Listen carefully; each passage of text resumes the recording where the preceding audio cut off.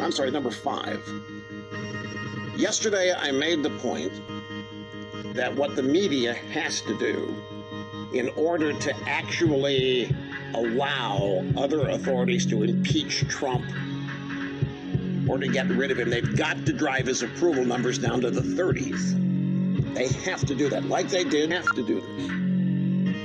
They have to somehow get those numbers down so that it is apparent Trump has no support left. And that's why this never-ending media onslaught, it's designed to cause people to abandon Trump, to lose interest in supporting him, or to become afraid to support him. And already, there are stories in the drive-by media in the stack today about unnamed, very prominent people in Washington on the Republican side are getting very, very nervous about sticking tight with Trump.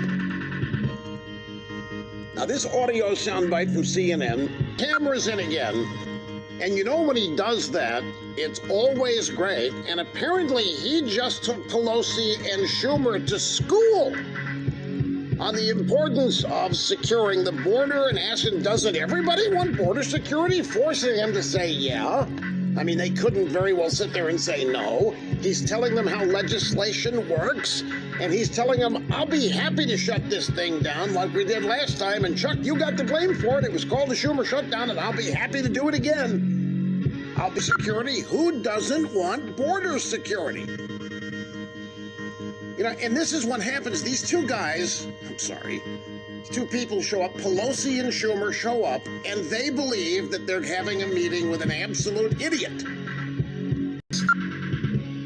Because Trump schooled them on how legislation happens and how it's going to happen, and that he knows how it happens, and that he's more than willing to shut down the government. How many times have we actually articulated here that Republicans ought to be courageous about this, rather than bowing to media pressure and bowing to Democrats? Shut it down. The government leverage and pressure you have is to take away something precious to them. Shut it down. And Trump said, I'll be happy to. I'll be more than happy to shut it down, and I'll take the credit for it. Because everybody wants border security, right? Who's against border security? Nancy, you understand we need to secure the border, right? And Trump made mention of the fact that she's on thin ice with the Democrats in terms of the speaker election. The meeting, which I guarantee you is exactly the opposite of what Pelosi and Schumer thought the atmospherics would be pounding on Pelosi. We'll have the audio as soon as we can get it. The $1.3 billion that we gave him last year for border security, no wall, but border security, less than 6% of it has been spent. They haven't even spent last year's money, and now they're demanding much, much more this year.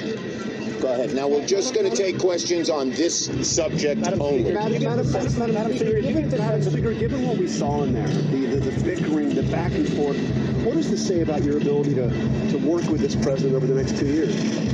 Well, I told the president, as I've said, it will be a Congress of transparency so that the American people can see, not passing a tax bill with $7 trillion impact on the economy in the dark of night, speed of light, so nobody can see what it is without hearings or any expert opinions on it. So it'll be about transparency. It'll be about reaching out. All right, that's sufficient. What happened is that Schumer came out and started calling this the Trump shutdown, started saying how eager Trump is to shut down the government, but then and both of them involve a continuing resolution. None of them involve actually doing a budget. And Schumer made a point. This is how we've been funding government for a long time now. We offered him 2 ways to do this, but he wants to shut down the wall. I thought Trump said that Mexico was going to pay for the wall, but apparently that's off the table now. So anyway, in this meeting, I guess Trump really got to him, really to reduce tariffs on U.S. autos to 15%. It's currently 40%. This news is just kind of sneaking out there. It's in the Wall Street Journal. Breaking news, China agreed to reduce tariffs on U.S. autos to 15%, down from 40% at present. The Chinese, Pfizer and Treasury Secretary Steven Mnuchin. Now this is huge news. Remember, it was Coms wouldn't blink. The Chi-Coms had Trump over a barrel here. Reducing tariffs from 40% down to 15% is a big deal.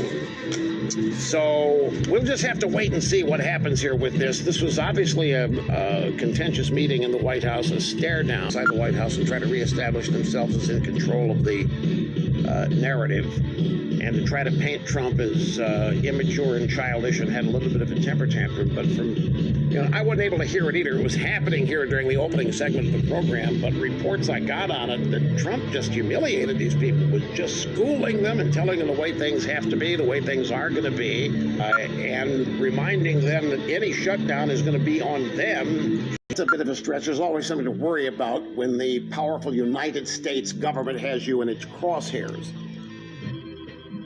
But the idea here that two women can basically violate non-disclosure agreements that they signed with Donald Trump. All of this happened before he's president.